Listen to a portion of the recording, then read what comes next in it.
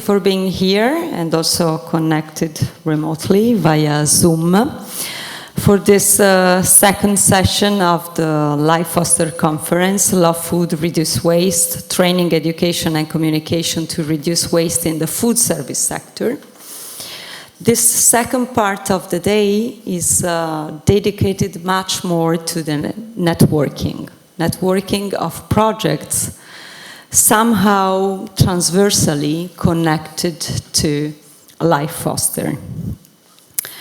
So I would like to introduce you Ms. Barbara Archeso, the overall project manager of Life Foster project from ENAIP NET. Thank you, Emanuela. Welcome everybody. For those who have who have joined us in the afternoon session. I would like just to say a few words before letting the short video start. We have a promotional video for the Life Foster project, and I would like to leave the short presentation of what the project was about to the video itself. Nonetheless, I would like just to say that the topic of the day, let's say, was love food, reduce waste. But we will enlarge the perspective because we have other projects joining us, and some of them are also focused on a larger perspective, which is the bioeconomy perspective. And it's important. This is one thing. The other thing is that we want to set the food waste in the perspective of the food value chain and see how this value chain impacts, generally speaking, on the climate change. We already introduced this topic during the conference in the morning, and we will have the opportunity of setting it more in the focus. And another important thing that I want to underline is to see how waste impacts on our everyday life, on how we can adopt more innovative methods to manage waste. And I think that we want to see, we will talk of of food from different perspectives, from different angles, also in terms of organizations talking this afternoon about this topic, because it's very important also to include the perspective of public authorities, from the local to the national, and so enlarge and enrich the debate. So I would like to have the short video played. Alla regia potete far andare il video? Grazie.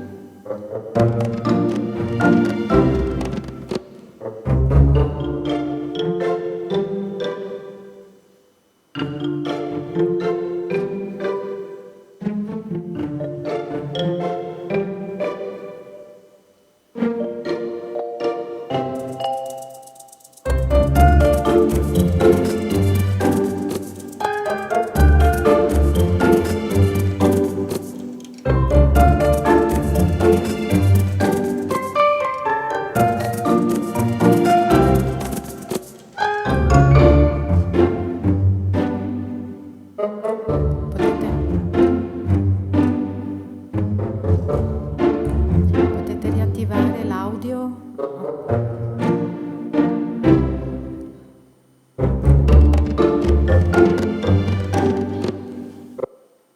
Ok, grazie. Ok, se possiamo tornare magari alle slide per cortesia, così. Ecco. Grazie. Ok, now just to go on quickly. As I was underlying this morning, but I would like to repeat it again for those who joined us recently. We use vocational training as a lever to activate behaviors that are correct in the professional environment, particularly in the food service sector, catering industry or whatever you want to name it, but we say food service sector. It's very, very important that professionals are ready to participate in reducing food waste in their own environments. It's crucial that the workforces are prepared and well prepared, what is nowadays not always the case. So this is very important. It's also very important to introduce food waste as a major topic in the overall education, so in all educational pathways, starting from very young people. Nowadays, education for sustainability is stressing this aspect more and more. We must introduce topics related to sustainability, and food waste, as we were saying this morning, is one of the most important. At a very early stage, to activate behaviors that afterwards are just incorporated in the person. So I want to stress the importance of building partnerships that represent different geographical contexts and also different background. So in the Life Foster project, we have 4 organizations from the vocational education and training system, representing, or let's say, covering from the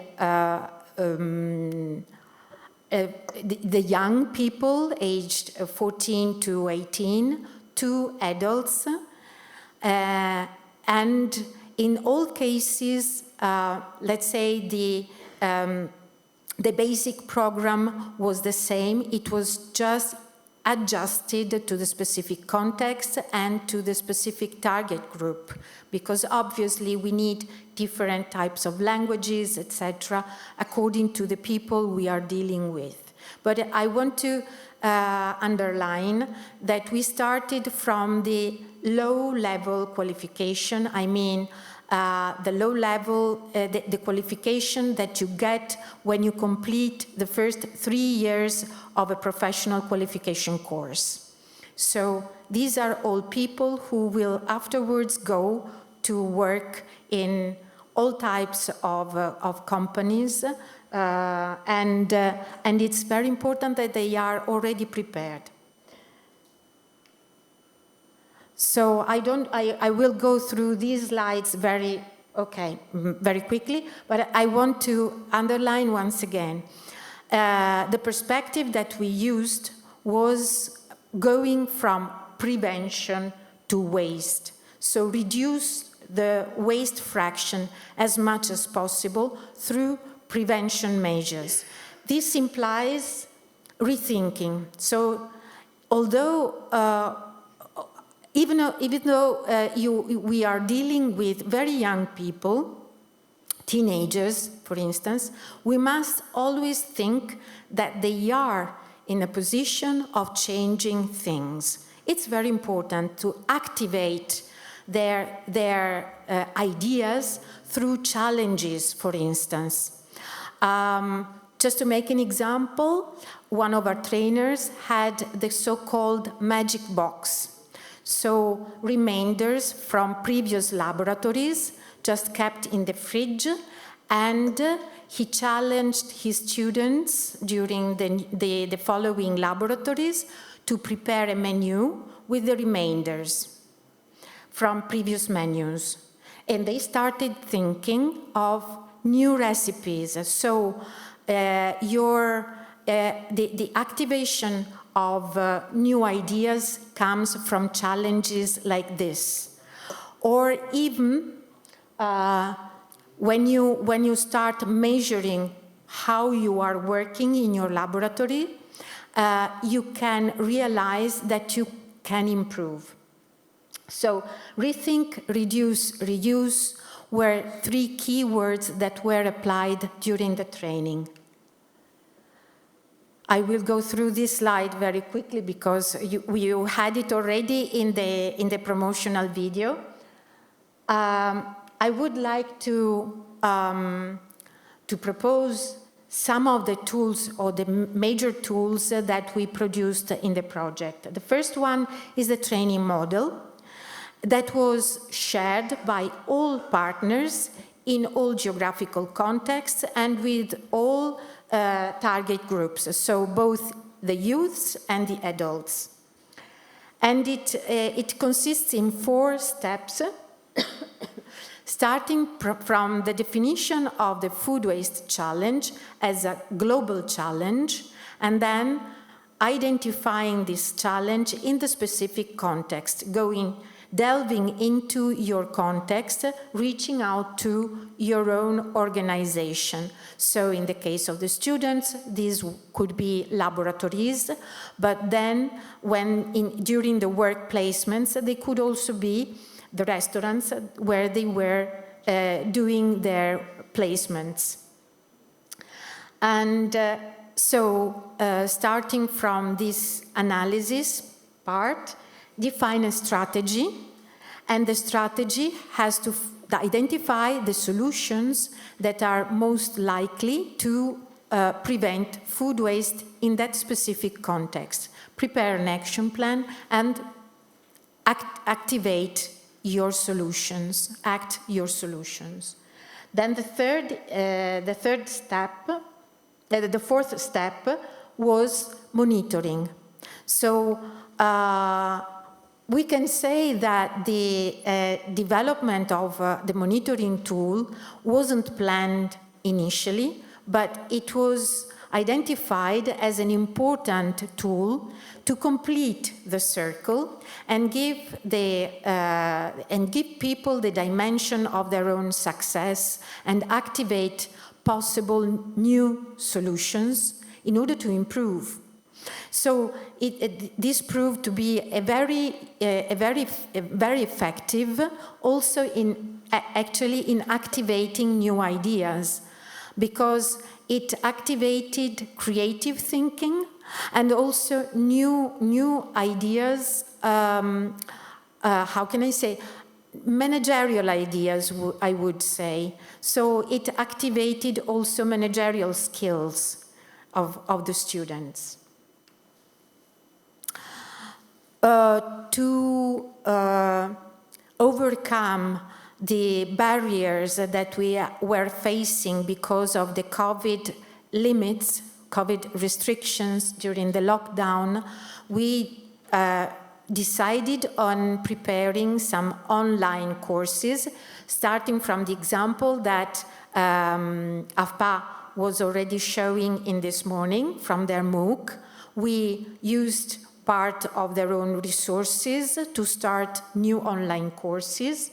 So we have now 3 online courses in French, in Italian, and in Spanish.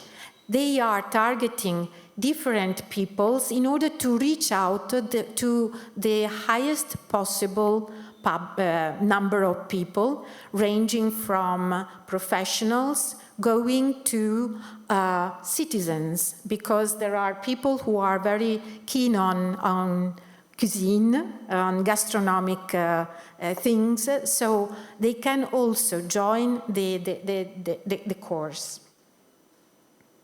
Then the food waste manifesto, as the promotional video was showing, we want to activate as many people as possible. So we had initially in the project a manifesto targeting professionals from the food service industry. We resolved to open the manifesto also to other target group, because it's very important to show that that people want to be active, want to participate in the solution of this problem. The food waste flow balance. Maybe afterwards, if somebody wants to ask questions, we have Nadia Tecco here who can say a few more words in case on the application.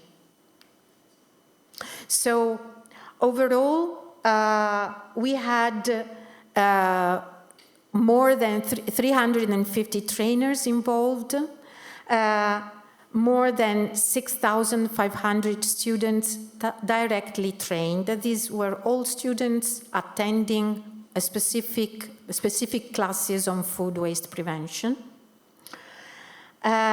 We reached 100,000, over 100,000 website visitors. We think this is a good number of visitors for a project website.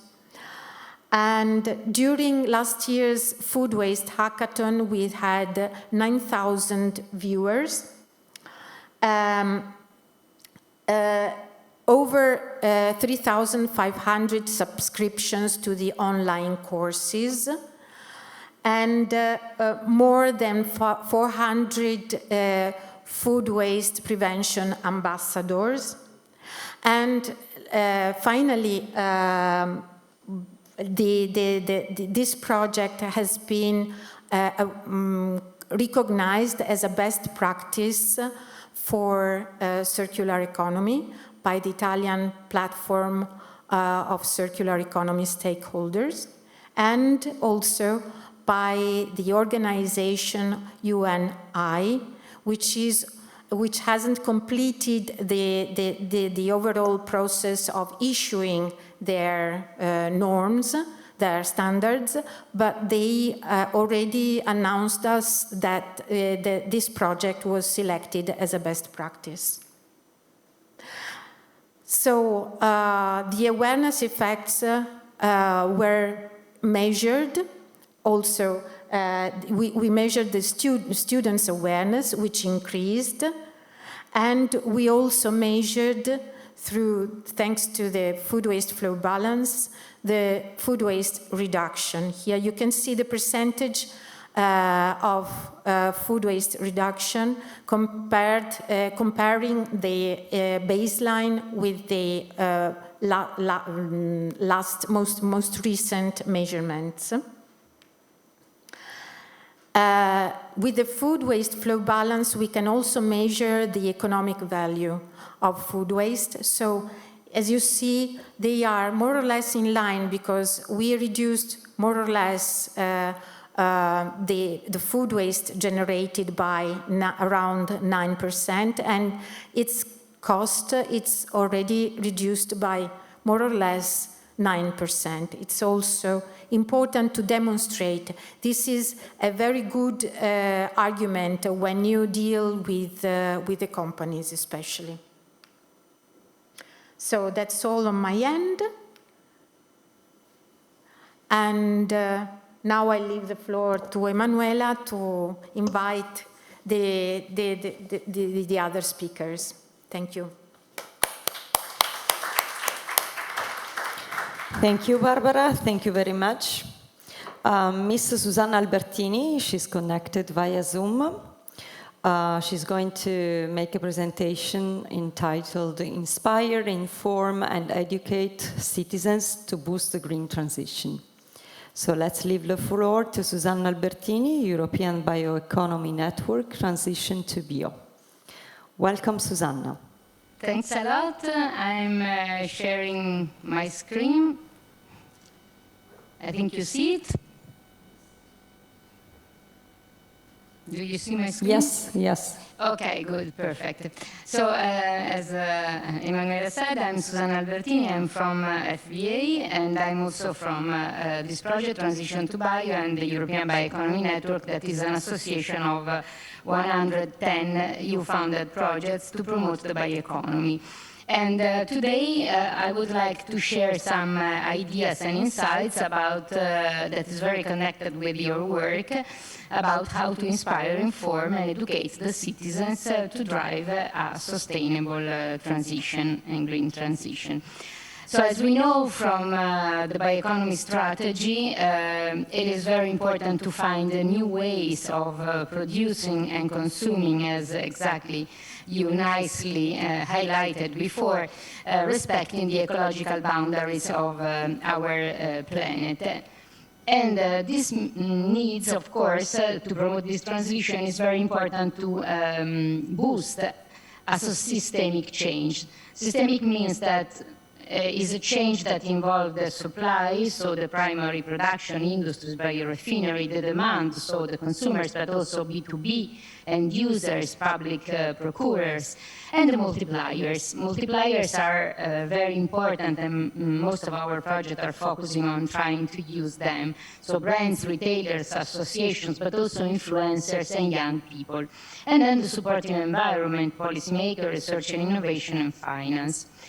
Still, it is very critical and central to increase the public awareness and knowledge, because it's not only awareness, but really knowledge about all the areas of the green transition, including the bioeconomy and everything that is connected to food and to the possibility to use what is actually considered waste to do something else, and this is the core of the bioeconomy.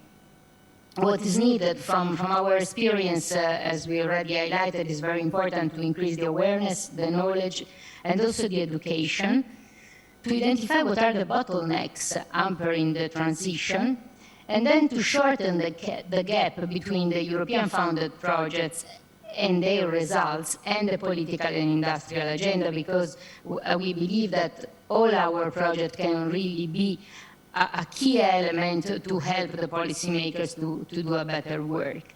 And then this should be also supported by a bottom-up participative process that involves all the stakeholders that we highlighted before. Still, we are in this situation, so not all the people are aware. I'm referring particularly to the bioeconomy, but this also applies to the food waste. So it is very important to raise their attention and to inspire and to raise the question about the problem, but also important to go from bio what to the bio how. And so to really convey a solid knowledge that is based on scientific evidence. And this because those two things together can then become or boost the bioact. So using the multipliers or the citizens as the main actor. I'm very happy to see that you are in the same line, and so I'm happy that the message can be reinforced by our projects. So our methodological approach, as you can see, map this bio-what, bio-how, and bio-act through a number of activities. I will not go into detail because I'm sharing the presentation with another colleague, but what is interesting here is the fact that we designed a number of activities that are aiming at inspiring, so with good practices, examples, but also people that already did it and were successful. Then assess, so really listen what they have to say. For instance, we created some walls in which the large public can attach what are their ideas, and then inform and educate, so involving the schools, involving all level of education, engage them, empower them, so give them the tools in order to be solid in terms of knowledge and to become real and credible ambassadors, and then to co-create, because everything that is co-created and so is shared can be the basis for the change. If it is something top-down or something that is created not with all the stakeholders, this is not absolutely effective. So these are some of the projects in which we have been involved. We will start Gen B from November, that is Generation Bioeconomy, so involving a lot of young people, and BioGov NET that will boost the bioeconomy. And this is especially in vocational education and lifelong learning. So we will come back and we are very open to keep on working and keep on speaking together to really be able to work and collaborate in the future. So I'm done. I will pass the floor to the colleague. So thanks for your attention. I'm available. This is my email, and I will also put it in the chat. Thanks. Thank you. Thank you, Susanna. Thank you very much. Now let's leave the floor to Veronica Lattanzio, Project Coordinator, talking about the Food Safety for EU as a new platform supporting a safe transition towards sustainable food systems. Okay, good afternoon. Still trying to share my screen. I think maybe Susanna is still sharing. Okay, let me try again. Okay. Okay, can you see my screen? Perfect. Just yes. Go in presentation mode. Okay. Good afternoon, everybody. I'm Veronica Lattanzio from the National Research Council of Italy and coordinator of Food Safety for EU, multi-stakeholder platform for food safety in Europe. Just to fit the context of this networking session today, I choose as a title of my presentation the hashtag that we launched in the recent campaign on social media, which is Safe Food in a Circular World. And now I will explain you how we came up with this hashtag. We are talking about the transition toward circular business and sustainable food production. So why to set up a platform for food safety in this moment of transformation of the global food system? Because this transformation can be accompanied by emerging new or relatively unexplored food safety challenges. When thinking about new alternative sources of food, more sustainable food or food arising from the reuse of resources, indeed we need to also take into account possible new food safety challenges. So in the context of this food system transformation towards increased sustainability, driven by the European Commission policy, first of all the Green Deal policy, the European Commission committed our group to support this transition, looking at new potential food safety challenges.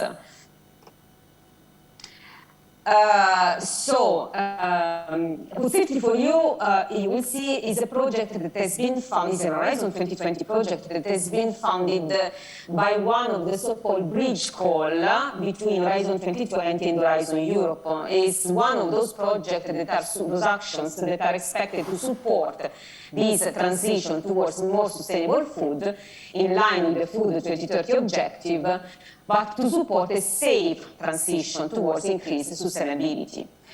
So here you can see which are the main, the key factors to enable this transition. Of course, the proper funding, knowledge and tools and methodologies to address the complexity of this that is a systemic challenge, as well as tools and methodology to increase consumer trust, since, as I highlighted already today, building trust and engaging with consumers, the proper education of consumers is a key factor to ensure this transition. So Food Safety for You is a coordination and support action that kicked off in January 2021, and by mandate our goal is to develop a platform of food safety system actors and drive them towards a structured dialogue which is based on a dynamic participatory process. The ambition of this platform is to become, or to set at least the basis to become a knowledge competence center for food safety in Europe, supporting the transformation towards safe and sustainable food systems. As I told you, the main goal of our platform and the action that we are carrying out is to mobilize actors from the food safety system, and specifically from the different levels of the food safety system, which is a multi-layered system, towards a structured approach, which is based on what we call dynamic participatory process. I won't go in the details, just let you know that the different levels of this participatory process are made by the 4 geographical hubs of Europe that you can see represented here, the activation of 4 social labs, which are our experimental place where multi-stakeholder groups are designing and piloting some action, which are fed in turn by a deep analysis of the food safety system as it is now and how it's moving forward. This first part of the participatory process is intended to include of all actors applying a bottom-up approach in practice, and to drive them in this multi-level and multi-stakeholder platform where they will co-create input for the future policies, food safety policies that will be delivered in the form of a proposal for a strategic research and innovation agenda. Our platform is expected, is conceived to evolve in a self-sustainable space, so it will be a permanent collaborative space where food safety system actors will meet periodically, continue their work, and update each other, and more important, they will share the co-created output for the policies with the European Commission and other institutional actors. So, coming back to the topic today, why we end up with that hashtag for one of our campaign? Because we are driving our partner and the platform users toward the European Food Safety Forum, which will be the first appointment or permanent platform. And during one of the first pre-forum appointment, this multi-stakeholder group, when thinking about safety challenges, emerging food safety challenges linked to the transition towards sustainable food, they put on the top of their priority scale food safety challenges related to circular food economy, and so recycling and reuse of wastes, which was absolutely in line with the one of the last scientific reports made available by EFSA, exploring food and feed safety vulnerabilities in the circular economy transition. So also Food Safety for You, beside other activities, is in line with Green Deal priority, and we have some specific action which are trying to address Green Deal priorities. Those priorities are mainly addressed in our social lab that we call Food Safety for You Operational Lab.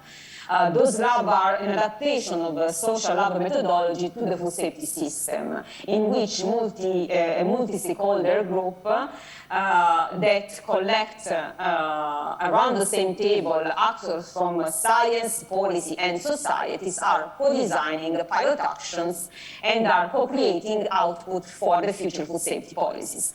Among them, we have 2 social labs who are addressing consumer education, so empowering consumers to make informed and environmentally friendly choices when buying food is one of the ambitions of our campaign. which has the hashtag Safe Food in a Circular World, which has been designed by this multi-stakeholder group and will be piloted. One of the pilot action will be hosted by aquaponic farms, with a specific goal to raise awareness on the strong link between sustainable food choices by consumers and the achievement of a climate-neutral European economy.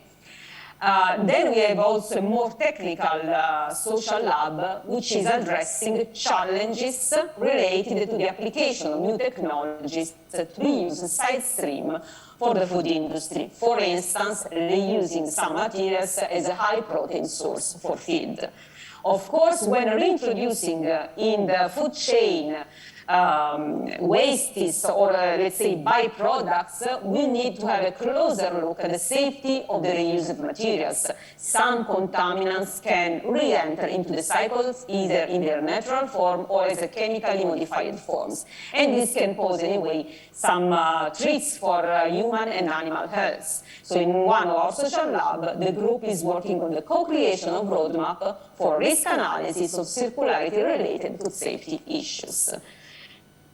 So that's all for concerning food safety for you. Let me thank you for your attention and show you our network, which is based on an initial network made up by 23 partners and 44 supporting partners, which is currently growing also by clustering with some other European projects or initiatives that are working on the same topic or anyway that are helping us in approaching and supporting a safe transition towards circular businesses. Thank you for your attention. Thank you, Ms. Lattanzio. Thank you very much. Please stay with us till the end of this networking, just in case for the Q&A session. Now I would like to invite Ms. Paola Fontana, Head of the Sustainable Urban Policy Office, with a presentation related to Trento City, feeding Trento and food waste.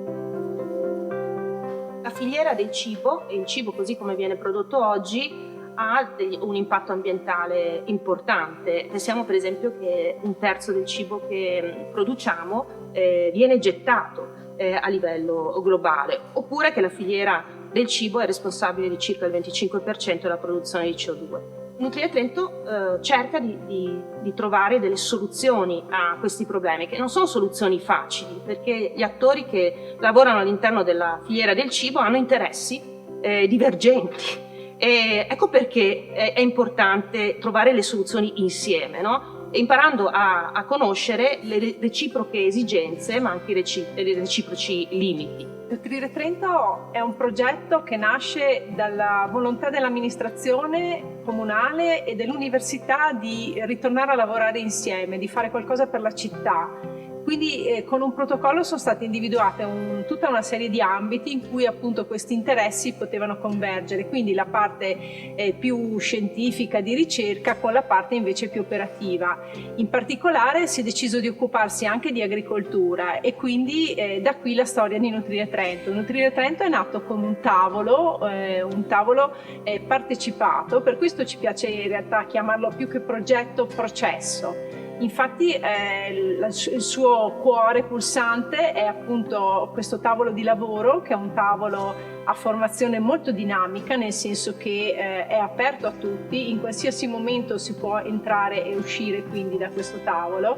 Sono rappresentate tutti quelli che sono gli attori e i vari anelli della catena della filiera agroalimentare, dalla produzione al consumo, passando poi appunto per le amministrazioni, gli enti di ricerca, le associazioni, Quindi un po' tutto quello che è anche la società civile. Questo ci ha portato a lavorare in maniera molto alternativa rispetto a quello che è l'amministrazione lavoro di solito. Quindi non un lavoro per provvedimenti, ma un lavoro per momenti, per confronto, a volte per scontro, non lo nego. Ci sono stati anche dei momenti in cui c'è stata della tensione perché comunque non c'era una perfetta condivisione sulle cose, ma è proprio da questo che nascono, credo, le cose migliori. Il progetto Nutrire Trento è uno degli aspetti emblematici di Saturn. Con Saturn noi vogliamo andare a capire come possono cambiare le relazioni tra le aree urbane e le aree rurali e sicuramente questo lo si può fare anche con delle piccole azioni che giornalmente ci possono aiutare a cambiare il nostro approccio e anche a contrastare i problemi del cambiamento climatico, anche con semplici azioni come il comprare locale, il coltivare e pensare che anche localmente possiamo produrre il cibo che ci serve è sicuramente una delle azioni che ci possono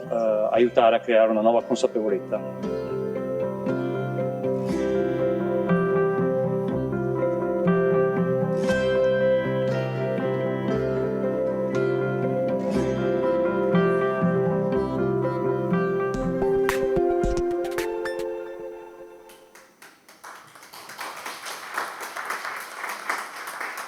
Buongiorno a tutti, io mi scuso ma non conosco l'inglese e quindi mi avvarrò di Elisa per la traduzione.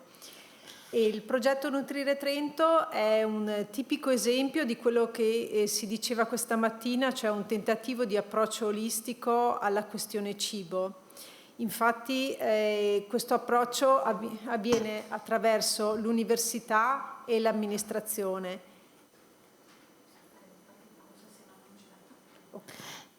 Okay, so good morning, everyone. So Paola Fontana, officer of the Municipality of Trento, she will speak in Italian, but I will translate it in English. To start, Nutrire Trento is a project, a holistic project, with a holistic approach, as this morning we explain in the different intervention. Nutrire Trento ha appunto come obiettivi quelli di diffondere una cultura di consumo sostenibile, di produzione sostenibile e di fare riavvicinare i produttori ai consumatori. Come appunto diceva il video, il cuore pulsante del progetto è un tavolo a cui partecipano una serie di attori che sono appunto enti di ricerca, associazioni, cittadini, professionisti, categorie economiche, scuole, proprio quell'approccio, come dire, dal basso di cui si parlava questa mattina. Possiamo andare alla slide prima? Elisa? Yes. Se riesci a trovare la slide prima magari. I'm sorry. Yeah.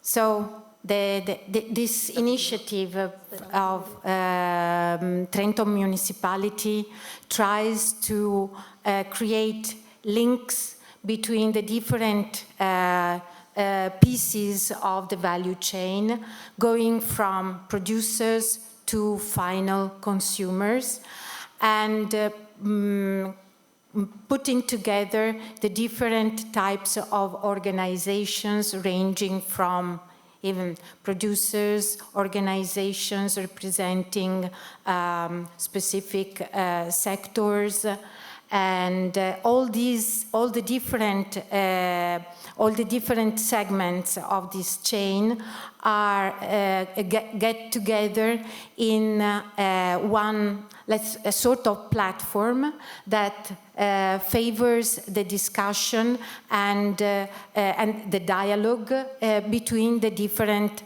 actors of this sector.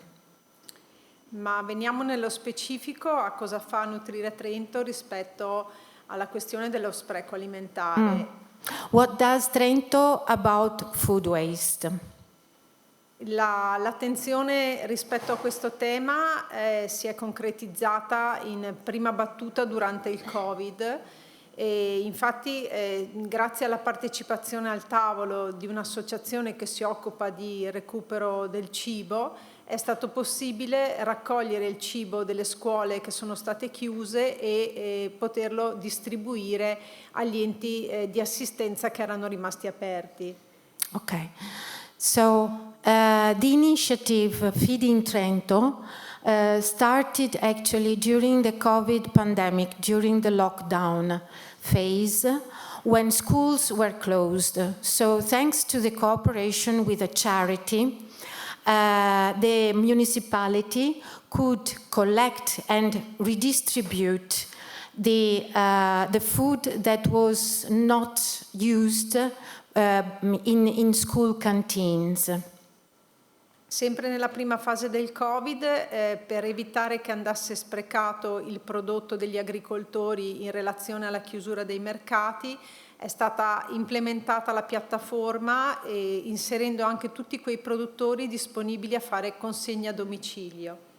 Okay, always in the first pandemic phase, they also collaborated with those farmers who could no longer go to the market to sell their products and had unsold food.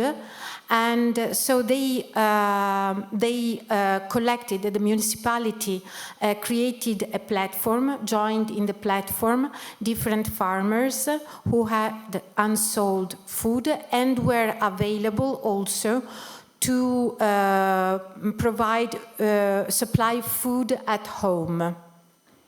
Questo contatto diretto tra produttori e consumatori si è evoluto in fase 2, dove è stata sperimentata attraverso una piattaforma umana un incontro diretto proprio tra produttori e consumatori, quindi una serie di famiglie che acquistavano da una serie di aziende agricole che consegnavano i loro prodotti. 15 produttori per 68 famiglie.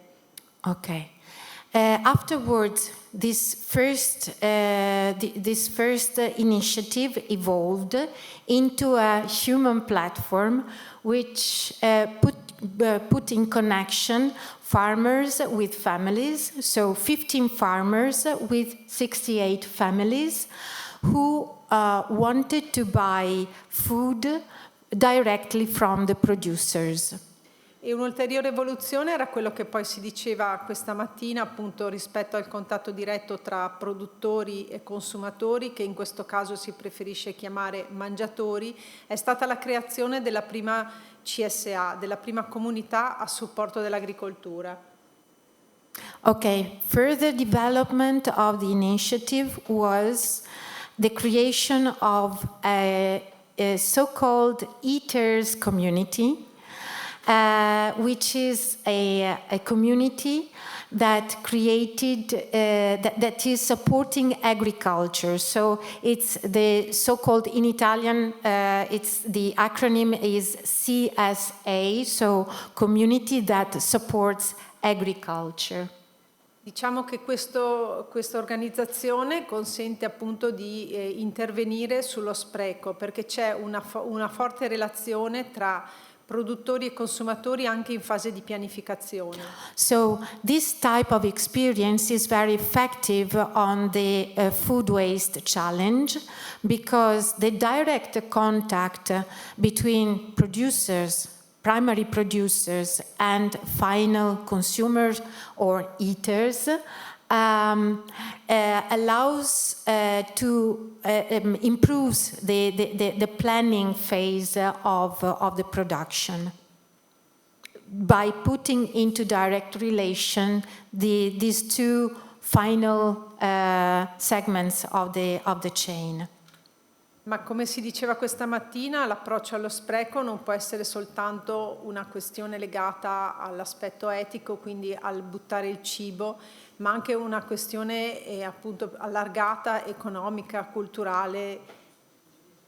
But as we were saying already in the morning, food waste is not just an ethical issue, it's also an economic and cultural value. Da questo è nato il progetto Nutrire Trento va a scuola, che ha evidenti fini educativi. So from this starting point, we evolved in this initial project into Feeding Trento Goes to School, which has an educational scope. Questo progetto in pochi mesi ha coinvolto 370 ragazzi della scuola primaria e secondaria di primo grado e è stato realizzato attraverso un approccio alla pari, ossia i concetti sono stati portati dai ragazzi di servizio civile. Okay. This project involved 370 students from primary and middle schools, and it's based on the concept of peer learning because the teaching part, let's say the educational part, was played by young students. L'approccio è stato quello di realizzare dei materiali interattivi che avessero appunto dei contenuti che interessassero sia l'aspetto della sana alimentazione che della lotta allo spreco che gli aspetti ambientali legati al cibo. So specific materials were prepared dealing with different interrelated topics ranging from sustainable diets or healthy diets, healthy food, and food waste prevention, as well as impact of food waste on the environment. In particolare è stato realizzato appunto un frigorifero dove i prodotti andavano collocati in maniera corretta per garantire una migliore conservazione e un minore spreco. So most specifically, a fridge was prepared with to show the students how to store food properly in order to preserve it. E accanto appunto a questi e poi un piatto che invece proponeva un piatto completo, quindi un aspetto più legato alla sana alimentazione. Accanto a questi due giochi poi venivano fornite comunque delle informazioni di tipo generale rispetto a quello che dicevo prima, quindi sana alimentazione, spreco e ambiente. So the second game that was used in this educational project was the preparation of a recipe which was good, healthy, and preventing also food waste. And apart from the two games of the fridge and the recipe, some information material was also prepared on the different aspects covered by the project. Un altro progetto è la solidarietà va al mercato. Questo progetto consiste nella distribuzione di buoni alle persone che già accedono al dispositivo di aiuto alimentare. Another project is com'è che si chiama il progetto? Scusa? La solidarietà va al mercato. Solidarity goes to the market. It's people who are already in charge of the social assistance because they are supported in buying food get some specific vouchers to buy on the market. Sì, infatti appunto questi buoni possono essere spesi nei mercati contadini e quindi anche qui si realizzano quella pluralità di obiettivi, ovvero dare un cibo di migliore qualità a persone che difficilmente ne hanno la possibilità di accedere e anche di valorizzare la filiera corta e quindi il tessuto economico, ma anche poi c'è un aspetto culturale, ma ve lo dico dopo. Okay, and again here we favor the direct connection between producers and consumers, particularly people who could not buy healthy food, good food from the farmers' markets. So in this way we support people to purchase healthy food. And apart from this supporting and social aspects, there are also other aspects to underline.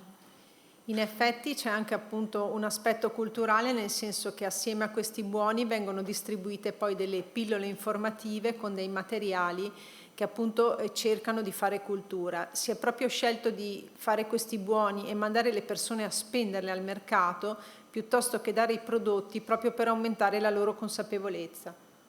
So there is also a cultural aspect related to this project because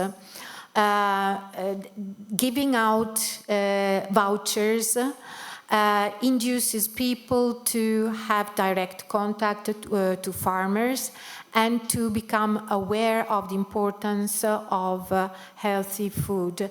Instead of giving out just the final products, the municipality decided to give those vouchers to empower people and made them more aware of the importance of their own choices, although they are in need. Un terzo progetto che abbiamo in corso è A tavola con sostenibilità. È un progetto che si colloca all'interno di un bando di un progetto europeo, Food Wave, nel quale appunto l'azione è destinata a giovani tra i 15 e i 35 anni. The third project carried out by the municipality of Trento deals with younger people aged 15 to 35, and it's in the wider framework of a call called Food Wave. Con questo progetto si vuole migliorare i comportamenti alimentari di questa fascia di popolazione e attraverso appunto l'ispirazione a modelli coerenti con la sostenibilità ambientale, economica e sociale. So the purpose of this project is to make younger people aware of the importance of sustainable food. So and it shows the sustainability through its three different axes, which are economic, social and environmental. Quindi l'impatto sullo spreco appunto alimentare, ma anche sull'ambiente, su quanto appunto il cibo pesa sull'ambiente. So a focus is on food waste also and on its environmental impact. Destinatari sono appunto un gruppo di studenti, 10 per il momento perché è un progetto sperimentale, tra i 19 e i 35 anni che vivono fuori sede e che hanno anche delle provenienze diverse, sia in termini regionali che in termini sociali. So for the moment, there are 10 young people aged 19 to 35 involved in this project. They are young people coming from different places, from different social backgrounds. Il progetto si articola in una fase in cui ci saranno 3 workshop destinati appunto all'aspetto ambientale, alla dieta sana e alla prevenzione dei rifiuti del cibo. During three workshops, these students will be activated on 3 different topics. One is the environmental impact of food. One is the puoi ripetermi 3? 3? Sì. Allora, l'impatto ambientale, Environmental impact of food, la dieta healthy diets and food waste. Esatto. E poi ci sarà un focus group che analizzerà le abitudini e le necessità e le desiderate del gruppo appunto di lavoro.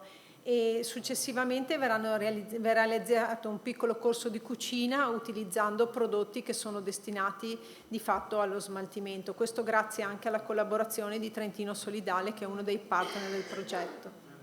Okay. There will be a focus group to analyze their behaviors, the students' behaviors, and finally they will follow a training course on recipe preparation, and this training course will be held by a charity. Bene, io avrei concluso. Okay. Thank you, Paola.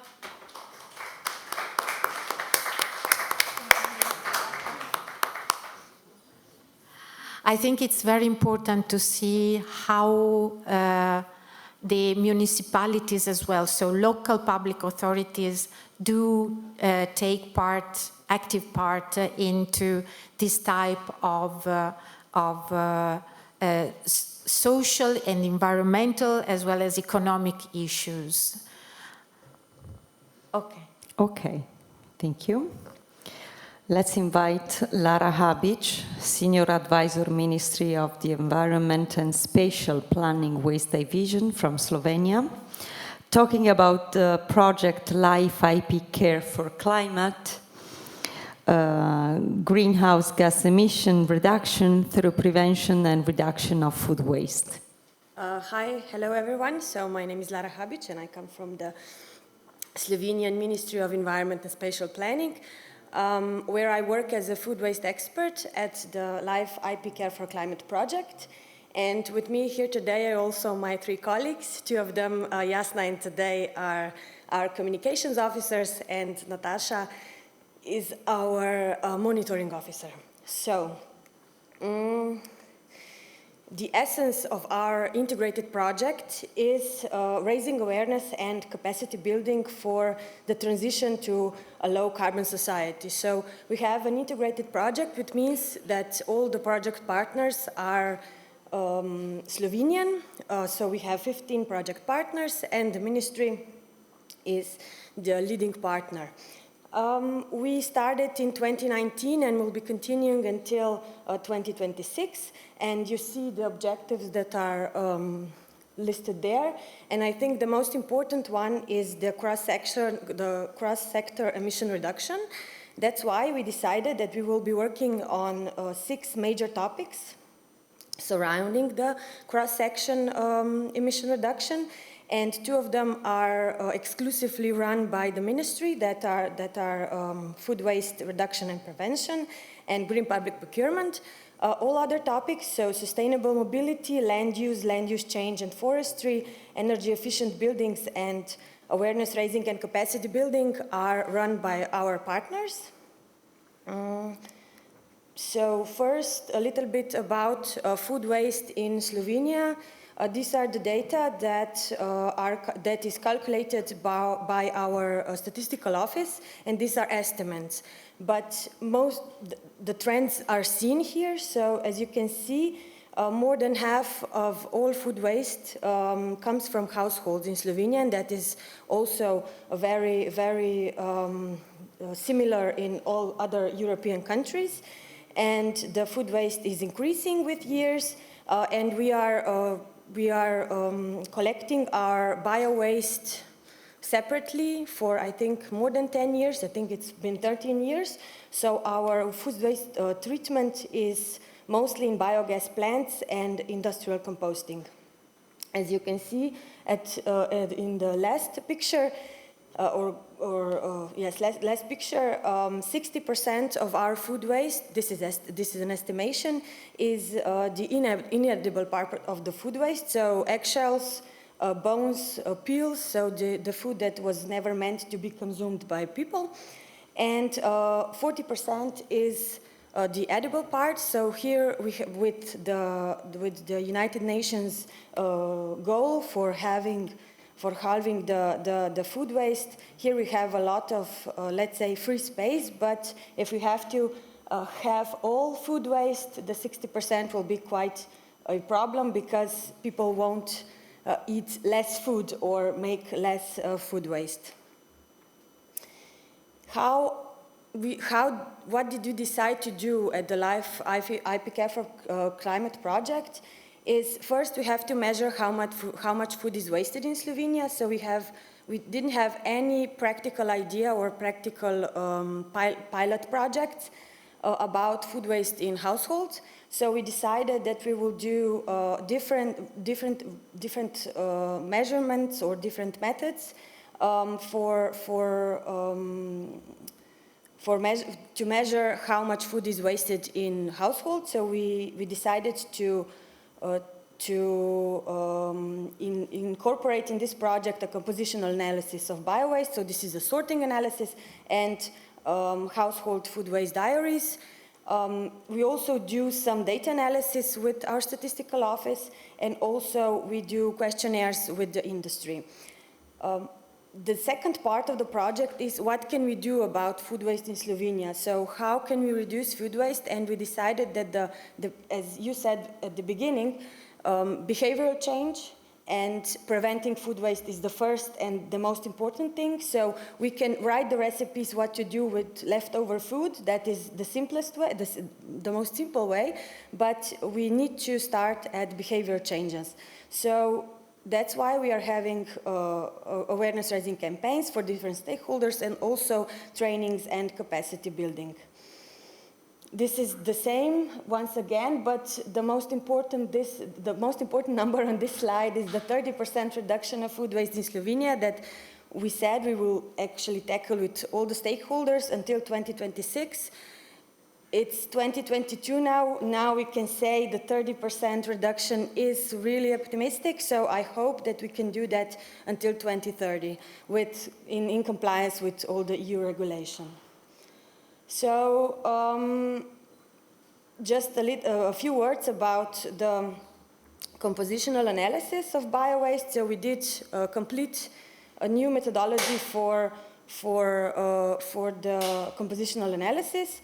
We decided that the analysis will be done in 2 seasons, because in Slovenia we eat completely different in spring summer time and in autumn winter time. So we decided it will be 2 seasons, and then it was 2020. And we actually, the epidemic was here, and nobody wanted to do it, because this means that so compositional analysis is like sorting food bio-waste by hand. So we had to actually postpone that for almost a year. And the 2 things that we are looking for, or the 2 results that we want, from the compositional analysis is, first is the share of bio-waste in food waste, and the second one is the composition of food waste, so edible and inedible part. This is a very, let's say, objective method, because nobody in households know that we are analyzing their bio-waste. So this is, let's say, the most objective method as you can get it. So these are a few results from the autumn-winter. As you can see with green there, so 25.5% is food waste among bio-waste. So more than 47% is all other green biomass and natural wood, so garden and park waste. And we also have with gray, 12% is the residue. So that's this residue. I can show you here. So this is the residue. And then we have 6.8% of bio-waste that we cannot determine what it is. So the most important numbers are, so the edible part is 16%, and then an inedible 83%, and it's one, let's say, 0.1% is packed unused food. So this is for autumn-winter time. A lot of Slovenian households have home gardens, so the edible part of food waste will be much larger in spring-summer time. We presume we just finished with the spring-summer sampling, and the results will be in the autumn. So the second method are household food waste diaries. So this is more of a subjective method, because the households decide to take part at this research. So we have to take it with some salt, some grain of salt, because a lot of times, or in most times, only the households that already know about the problem of food waste are actually participating in this kind of research. So we also decided, because we did it with the compositional analysis, we will do it also with the diaries in 2 seasons, so autumn, winter, and spring, summer.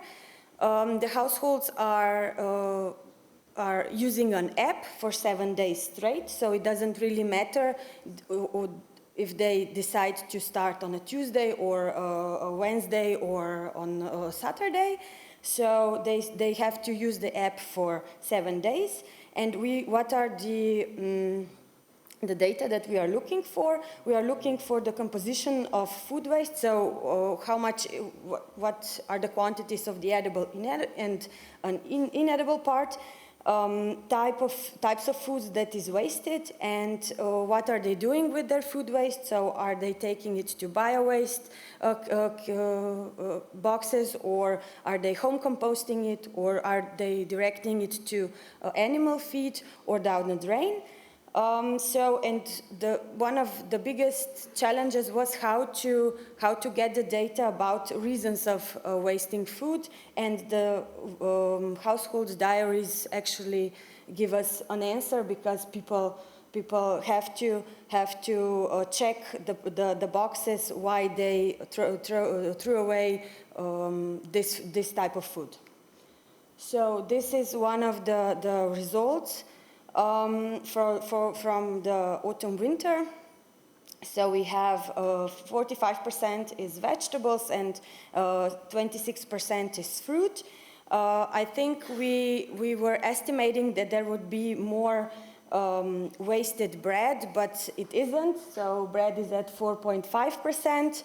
As you can see, most of the households that were participating threw away the food waste in their bio bins, and only 25% were home composting it.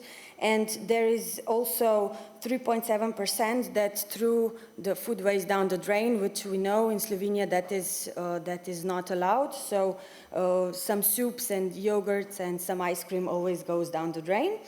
As you can see, 66% is the inedible part, and 33% is the edible part. As I said before, I think that in spring-summertime, that we also just concluded the spring-summertime of the household diaries, will show us that in the spring-summertime, Slovenian households actually produce more food waste, because a lot of people have gardens at home.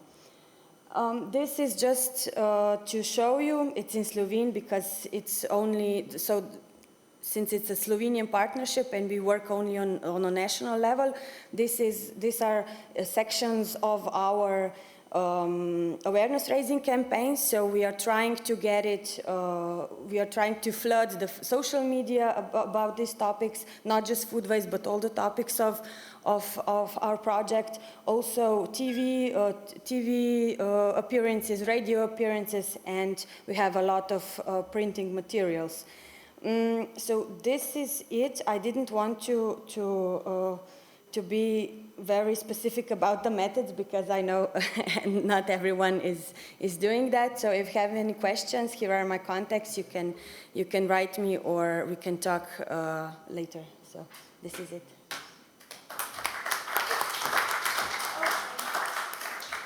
Of course, I forgot. Thank you for inviting me. Sorry, I'm a little flustered. So we are really happy that we can be here at the networking event, because we are actually finally going abroad with our teams, because we had 2 years of pause like everyone else. So really, thank you for inviting us, and we are actually really glad to connect with all other projects that are presenting today. Thank you.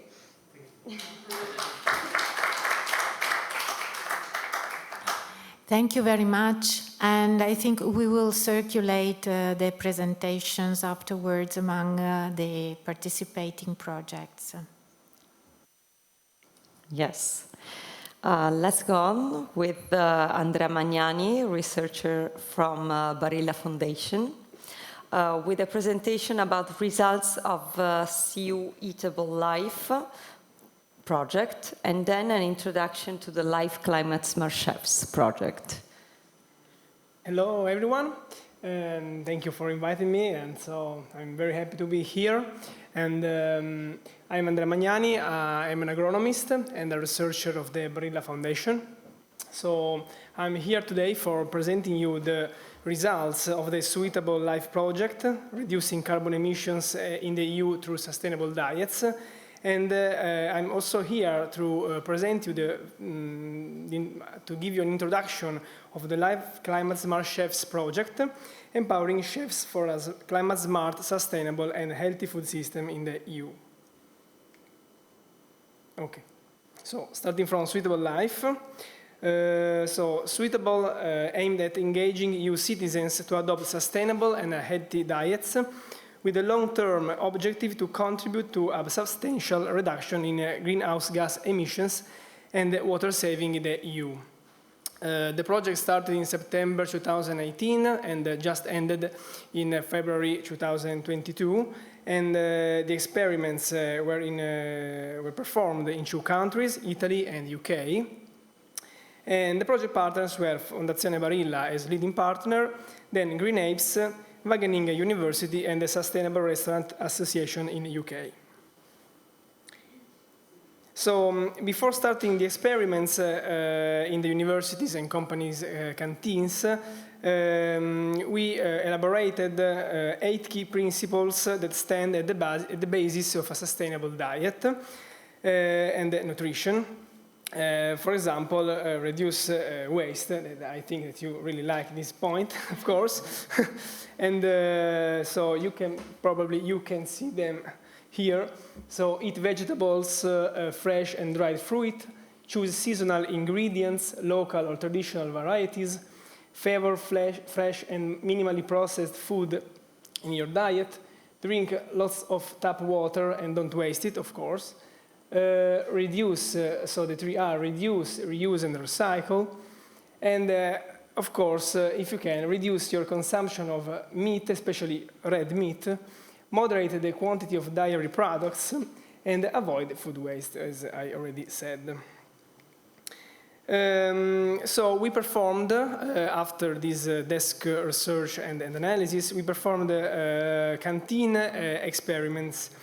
And these were our areas of action. So we have analyzed, so we went in some canteens, universities and company canteens. Then there we analyzed the canteens menus in collaboration with the catering services, management and chefs. And we try to change these menus, introducing some sustainable meals. Of course, these meals that were sustainable, they were introduced as a voluntary choice. And we call this plate My Plate for the Future. Then we perform some little training of chefs and kitchen personnel of the canteen. Of course, we introduced printed communication materials in the canteen, but we also realized a lot of digital communication, also because, as you know, we have the COVID outbreak, so we have to manage with a lot of changes, especially in the canteens, because they were closed. So we did a lot of communications, of digital communication. We promoted the use of the GreenApes digital platform to engage people, and we measured via sales data the impact of the canteen users in terms of food choices, and we measured the carbon and water footprints of the meals. So what is this little pretty planet there? Is the symbol, My Plate of the Future, that we use directly in the showcase, the glass showcase, close to the meal that were sustainable. So close to the meals that we targeted as sustainable. So a meal, to be sustainable, must not exceed these environmental targets. So a carbon footprint of 1 kilogram of CO2 equivalent, and a water footprint of maximum 1,000 liters per meal. So with this symbol, the students or the workers can have a quick and easy way for identify these meals. As you know, this is just a slide to show you that each food has a different environmental impact, so from beef, lamb, and hard cheeses to the lowest environmental impact in terms of CO2 emissions, so starch, vegetables, fruits, legumes. But I know that you perfectly know these values, so we can go. So this is the project, this was the project timeline. So we started the experiments as planned in November 19, but we had to stop the experiments in the canteens, of course, in March 2020 because of the COVID-19 outbreak. So during this period, we call this a recalibration phase, where we thought of new initiatives, activities. We created, for example, a sustainable recipe book online in order to reach the people that were at home. So even with the COVID and with the canteen closed, people can go online and have a lot of recipes that were considered by us sustainable. Then after COVID in Italy, it was we can restart with the experiment at the end of 2020 to May 2021, while in the UK they started again the experiments during the fall of 2021. These were the partners in Italy and UK of our project. So we worked in the canteen of Barilla, Ducati, and in the University of Parma. The other names are the caterers. And in UK, we worked especially with universities, so Greenwich, Queen Mary, City of London, and Bristol and Worcester. So around 4,000 students and 2,500 workers were involved in these experimental activities. And so this is just a very quick overview of the preliminary results of the first phase. So before COVID, we involved thousands of workers and students.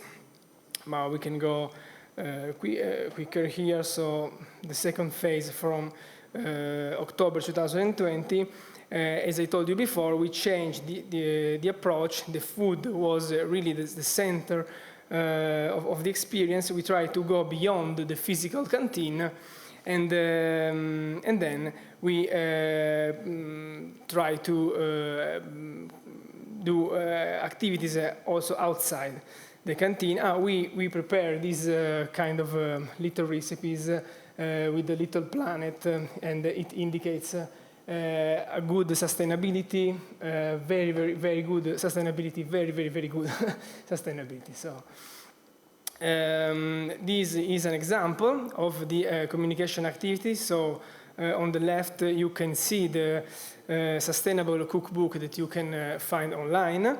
And on the right side, you can find the communication, the physical communication in the canteen.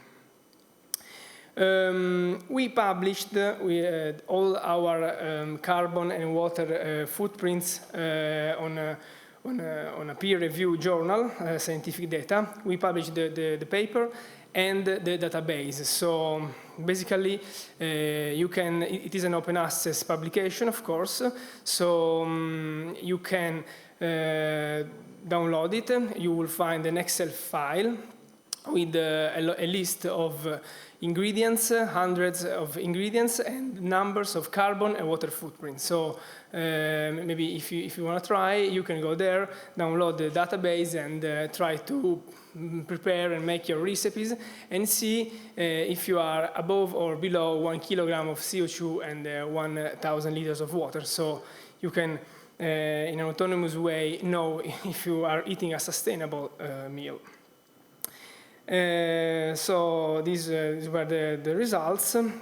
So 4,000 students engaged, 2,500 workers engaged, and our targets were being reached. Of course, we developed a replication toolkit, so we create all these material that can be downloaded, but I mean, you can have to ask to us to our communication manager your intention to replicate the project, and you can download, of course, for free these replication materials that allow you to replicate the experiments in your canteen. So what's next? The Life Climate Chefs project. So our partners are, okay, again, Fondazione Barilla is leading partner, then ENAIP NET, YAMK University, ALMA, and Nutritics. This time, the project locations are Finland, Ireland, and Italy. Finland because of the University of YAMK, and Ireland because of the Nutritics company. Again, it's a three-year project that will end in December 2024. What is the goal of the project? So, since chefs are active challengers of climate change, we will provide them with the specific training and tools in order to generate change from meal designing and planning and consumption. We are also working, for example, on that database that I talked about before. So from an Excel file, it will become a real platform. So Nutritics, especially Nutritics, is working with this element, so it is more user-friendly, and chefs can use the database better, hopefully better, because we are just started the project. So the project will contribute to the shift towards a low-carbon economy. And these are our KPIs, so 1,000 chefs using the information and tools provided by the project, and 160 chefs trained at a high-level course, more than 100 chefs taking part to the Climate Smart Chefs Award, and then you can see we need to organize 10 local initiatives, 500 chefs using the online Climate Smart Chef tool, 1,000 of stakeholders in the food sector informed, and in general 10,000 EU citizens that are going to receive all the information about the project. So thank you.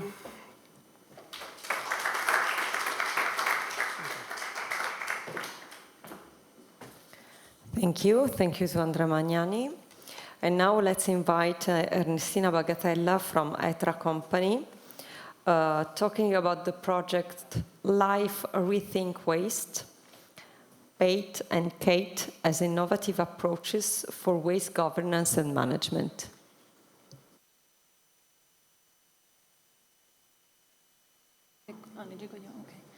Thank you everyone. Thank you to invite our project.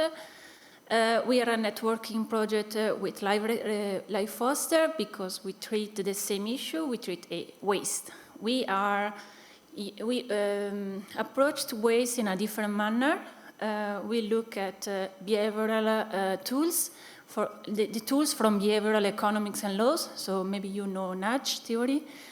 And through these tools, we approach to users. So as I heard many of you told in these days, we have to engage the common basis. So we tried to engage our users. So we can see how we manage that.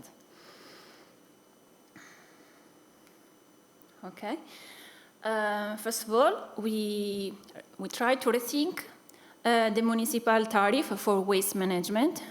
So we approach to waste governance.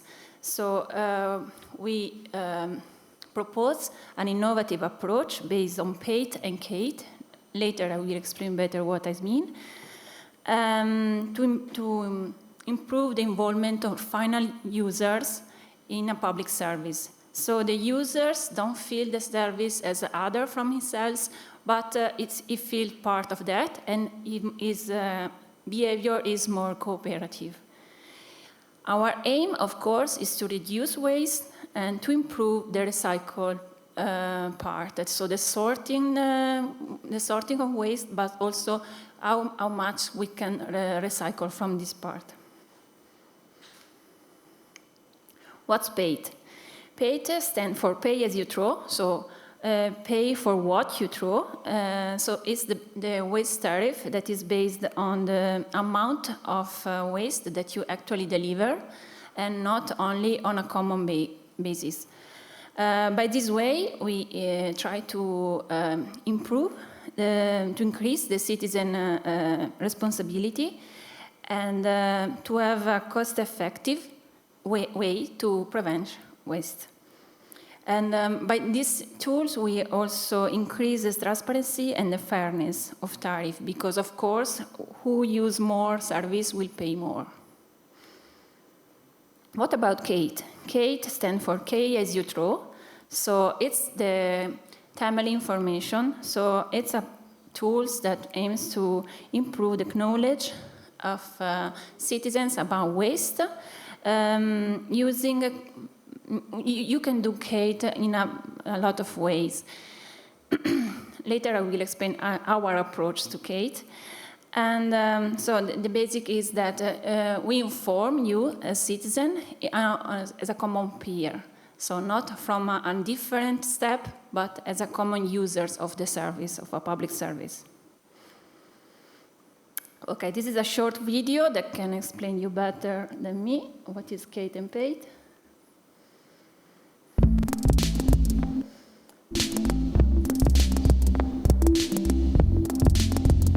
In 2018, the European Union amended its legislation on urban waste to promote the transition towards a circular economy model. By strengthening the European waste hierarchy, new ambitious targets have been set for recycling, packaging waste, and landfill. Among other things, each member state will have to recycle at least 65% of all its municipal waste by 2035 and 70% of packaging waste by 2030. In addition, the amount of municipal waste sent to landfill must be limited to 10% or less of municipal waste generated by 2035. Admittedly, we must all do our very best. In fact, according to the Eurostat 2019 data, the average recycling rate in the EU is still below 50%, with significant differences between countries. Moreover, currently only 10 countries meet the 10% threshold of municipal waste sent to landfill, while the European average is still close to 25%.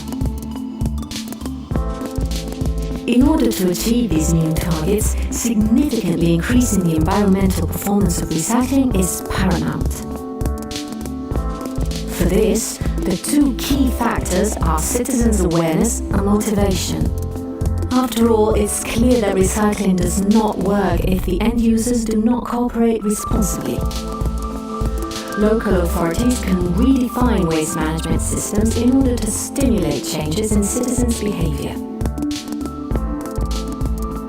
In particular, they can motivate them into taking responsibility for their own environmental impact and interest them in the results thanks to information and awareness-raising activities, as well as by introducing dynamic tariff systems. Dynamic tariff systems, based on the PAYT principle, pay as you throw, are a powerful tool for change. It is for this reason that they are recommended by the European Union. In practice, these systems determine part of the tariff based on the quantity and quality of waste actually produced by each citizen. In this way, those who produce more waste, especially unsorted waste, and use more services pay more, while the virtuous citizens are rewarded. PAYT schemes have already been used for decades. Several studies have shown that in comparison to flat rate schemes, they significantly improve recycling results, reducing the amount of waste produced and particularly that of unsorted waste. In addition, the fairness of the tariff increases. Usually implemented locally, paid approach is rather widespread in the Netherlands, Belgium, Germany, and increasingly in France and Italy. Economic leverage, however, may not stimulate effectively all citizens. For this reason, there is a growing interest in approaches based on the so-called nudge theory. Citizens adopt more responsible behavior in response to positive support and indirect help or suggestions. The innovative KAYT Know As You Throw approach is based precisely around this idea of a gentle push. This concept was developed as part of the Horizon 2020 Waste for Think project. From a practical point of view, the KAYT approach involves continuous actions of personalized communication with the users through apps, messaging and gamification, as well as meetings with service staff and economic and all social incentives that stimulate and involve the user to increase its awareness and focus its attention on recycling accurately. The KAYT approach is at the center of Rethink Waste. Co-financed by the European Union LIFE programme, the Rethink Waste project aims to set, test and provide local authorities with an innovative model of municipal waste management that combines awareness-raising tools and dynamic tariffs. The integration of PAYT and KAYT approaches is tested in 7 pilot areas. In Italy, in Bassano del Grappa, Biteto and Varese. In Spain, in San Just d'Asvern, Santa Eulalia da Runciana, Cardedeu and El Brul, Catalonia. Will these pilot areas increase their recycling performances? Make sure you follow our official channels to know the answer.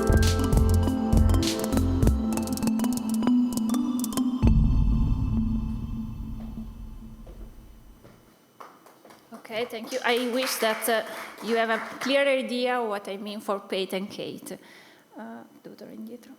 Okay. The project involved 11 partners from 4 different countries in Europe, so mainly in Italy, Spain, Belgium, and Denmark. And we are almost at the end. We will finish, we had an extended deadline until January next year. The project phases involve preparatory phases to map all the initiative about Kate and Pate, and the B phases, that was the most important for us, included pilot areas, so the test phase on different pilot throughout Europe, as you just said, of the new approach, but also we develop self-assessment and training tool for local authorities, and we also perform coaching session for 230 municipalities throughout Europe. In a monitoring phase, we perform a life cycle analysis of the project and of the approach, as well as a cost analysis. And of course, as all European projects, a very strong communication dissemination phase. Our approach, how is the Kate for us? We used the most common platform used for all citizens, so we choose to use Telegram, WhatsApp, SMS to communicate with our users. We involve them through a prize reward concourse. I want to skip some slide so we can move a little quicker. Different contexts, as you can see, some of them start from a quite low level of separate collection, like San Just in Catalonia, and other are forerunner, like Bassano del Grappa in Italy. The engagement campaign involved the users through the broadcast of local TV spot, but as well as personalized letters and the prize competition Riciclo e Vinco. what happened? The users, enrolled users, receive on in their smartphone messages with a trigger message that asks them if they are interested in receiving a follower message to improve how to recycle better their waste. And they were engaged also through quizzes and funny messages, reporting concrete case studies and giving useful tips. So the important thing in this case is that the mood used is informal, it's fun. So in this case, the public administration stepped down from from his role and speak to the citizen as a peers. So general information, specific case are the protagonists of the messages, and they were very well accepted from all participants of all areas. In other areas, we had also personalized message with photos of the beans, and to make the user more aware of his or her error. Also volunteers were involved, the so-called eco-coaches, in order to allow also the personal meet from someone that can give you some tips on how to improve your performance in waste sorting. This is the Riciclo Vinco, that is a competition that awarded the users in order to engage them until the end, and the prize was the voucher that can be spent in the local shops. We can see that the user interaction was quite high, even if the tendency is to decline in the long period. So in our experience, 6 months of campaign is the best. We achieve quite good results, even if 2 of the main pilots are not still all the data available. But we can see that the forerunner, like Bassano del Grappa, has lower result in terms of quantity, because they were just very good at that. But other cities like San Just improve the sorting waste of 22%. It's a very good result. The best performer, like for example Bassano del Grappa, has a good satisfaction from the surveys. Citizens appreciate a lot the initiative and improve the sorting. And they consider the initiative useful also for the future to keep alive the attention on waste sorting.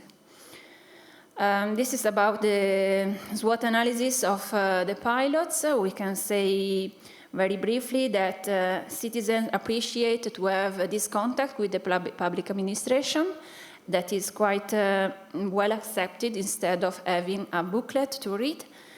And this can be a useful method to notify citizens for all novelty of regarding the municipality, not only about waste.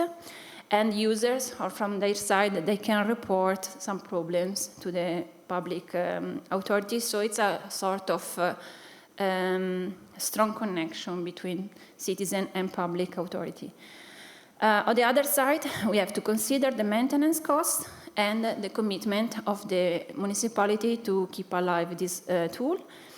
And the problem, as you can imagine, of all the environmental issue is that usually we engage people that are already sensitive to the theme. So we have to find a way to engage also people that usually are not so sensitive about this theme, even if we improve the awareness.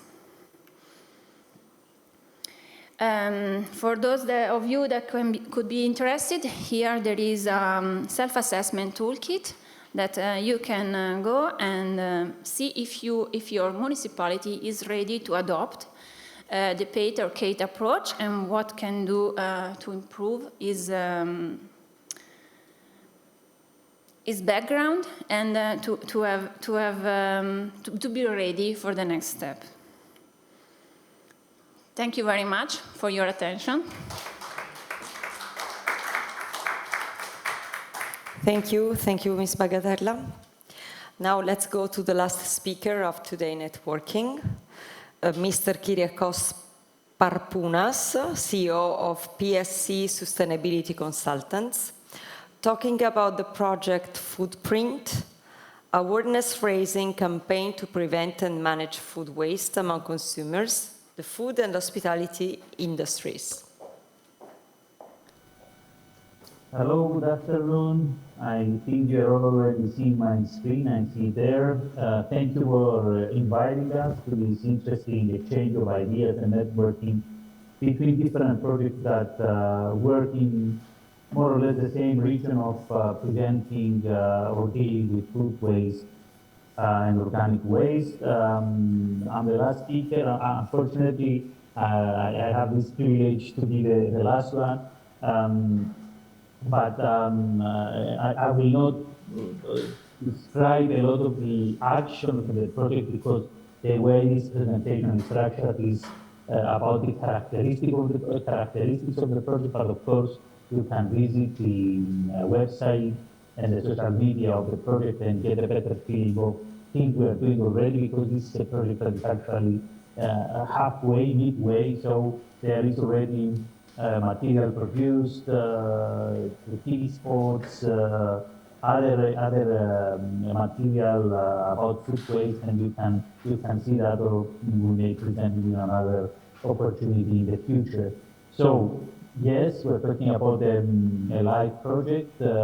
It's on the pillar of communication, so it's an awareness-raising campaign to prevent and better manage food waste among consumers, the food and the hospitality industry. So there is an element directly for the consumers, but also elements for professionals in the hospitality industry, including students in the hospitality professions, but also professionals as well. It's the project is in Cyprus. All the partners are local. They are in Cyprus. Duration 32 months, began in September 2020, so we are halfway, we're finishing after the first quarter of 2023, in May 2023. The main partners is DS Publishing House, which is basically a communication house that does much of the communication of the project. The Department of Environment at our Ministry of Environment, an NGO, the Friends of Earth, the Cyprus chapter of Friends of the Earth, Opinion and Action Services, which is a communication company working on the production of material, company association, the Cyprus Employers and Industrials Federation, that basically deals with the professional part of this project, the communication with companies and the professionals, and Parpounas Sustainability Consultants, which is the company I come from, who is providing scientific support to the project and other parts of this campaign. The main aim of the project is to inform people and businesses about food waste, contributing to reaching the EU targets and support policymakers in the establishment of policy, and that's one of the, let's say, critical parts of our project, and the expectations from the LIFE program to also use the findings of our project for the contribution towards policy making. We know that food waste is getting more attention after the EU Green Deal. It's a waste stream that has been, in my opinion, bigger waste. Also, expert has been, to an extent, ignored over the years because we dealt with other waste streams, and now that we're focusing on this, we need to make sure that this is reflected in the policies. We all know, of course, the SDG targets to reduce food waste by 50% by 2030, and part of our aim is to contribute in our country towards that target as well. The target groups of the project in the general public, through consumers and households, and also youth, students, university students, and so on. The business side, the business professionals in the food and hospitality sector, and also students in this sector. The national and local government and organizations supporting them to take initiatives in that direction and informing them of the findings of this project, because part of the project is a number of researches locally on the opinions of people, on the hearts of people in dealing with food waste, and basically the campaign is based on the findings of these studies that we do repeatedly. We have already done 2 big studies around the opinions of people and the habits, and also 8 more smaller online polls that are also collecting some more information about these opinions of people and habits. And of course, we find a lot of common information that we find in international studies as well about food waste, but there's also certain issues that are very local in each country. The culture of the people, for example, people in Cyprus, they buy a lot, they buy more than they need, they cook a lot, so they throw food every time they cook, either for the family or when they have invitees in their housing. So changing this habit of cooking a lot, much more than needed, is an important issue. Buying smarter, storing food better in the household. These are all important things that we found out from the research, and we are using them in the communication. And for example, our TV campaign that is up and running has 3 spots. One is for more smarter shopping, so preparing the shopping list, buy what you need, things like that. The second one is about storing the food at home, trying to work on the first in, first out idea, and better storage of material of the food, either in the drawers or in the fridge and stuff. And the third one is about people taking their food away from the restaurants when there are leftovers. This is something that is eventually changing, but still only 25% of people in Cyprus will use a doggy bag and take the food with them. So one of the key spots is working on this, changing this habit. So, and as I said, going back to the target groups, this idea of affecting or giving input to policy making locally and at EU level is an important element of our effort in this project. Now, the tools that we're using is, of course, communication and awareness raising campaign with all the constituents, online and printed media, social media, TV campaign, radio campaign, and so on. Lots of repeated, as I said, researches on ongoing state and behaviors in regard to food waste, the habits of people, and the beliefs of people. We find, for example, that people they feel guilty when they throw food away. This is the first thing they feel. So that goes back to the ethical part of the food waste, that throwing away food when other people are in need. The second thing is that they feel they are throwing their money away, so it's the financial element of throwing food away. And of course, Cyprus people are also throwing 1/3 of the food, like we find in the other countries, that they 1/3 of the food. And the third is the environment, the harm to the environment, and we feel that this is one of the issues we need to work on, because there is indeed, because of the CO2 emissions, the contribution of food waste to CO2 emissions is something that is not very well known to people, and we need to work on that, because the environment is also suffering from throwing food away, and it's only third in the understanding of people in terms of what is the problem, what do you feel when you throw waste. The environment is the third thing they will name. So workshop to school children, technical school students. These are students trained for professions in the HoReCa, in the catering business. consultations to businesses, professionals, NGOs, and local governments. We built a collaboration platform for the donation of food, so to facilitate the exchange of food between those who have the food and those who are in need of food. So there is a practical, although it's a campaign, there is also a practical outcome of the project through this platform that will be sustainable, it will stay, it will operate up to the end of the project. We have awards to businesses for good environmental practices. Recently, we had the first award by the OEB, by this business association that is participating in the project. So they are including an award for good environmental practices for food, for businesses.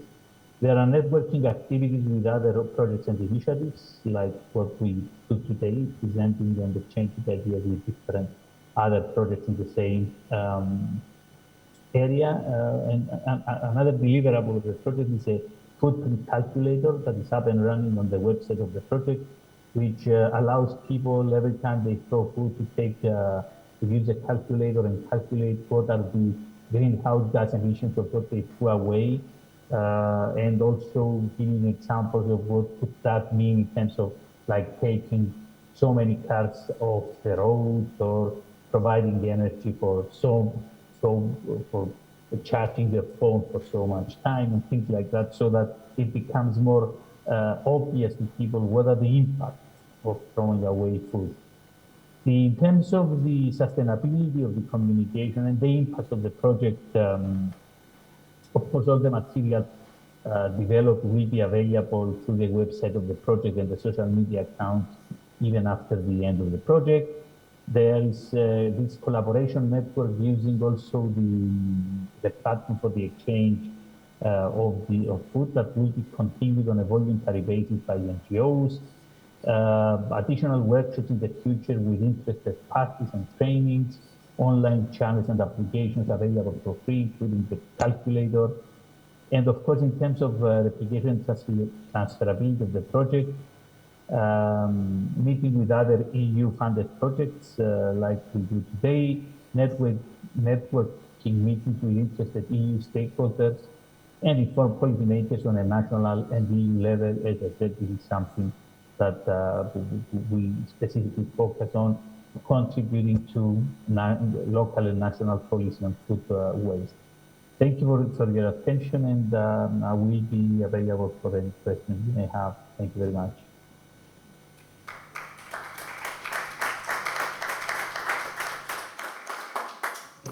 Thank you, Mr. Parpunas.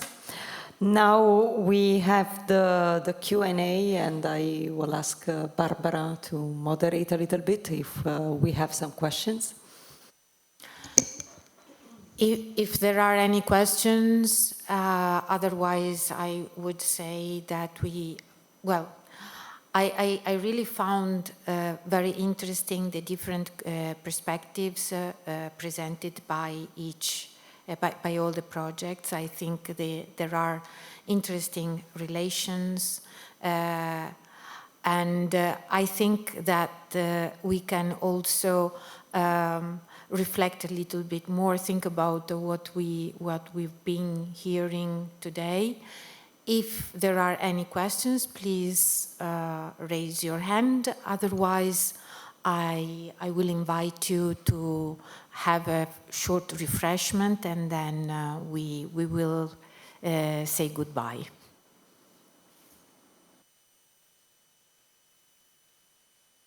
As I was saying before, we will circulate the presentations so that we can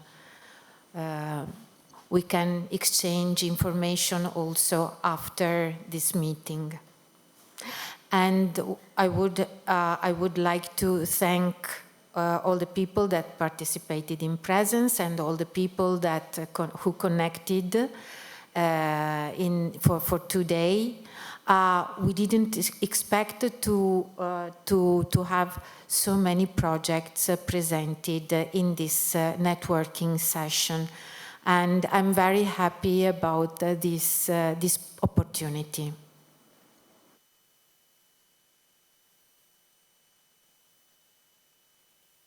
Okay.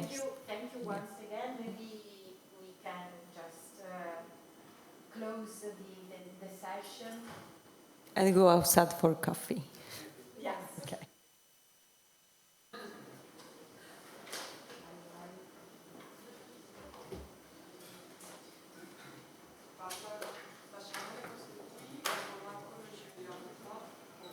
Non lo so adesso come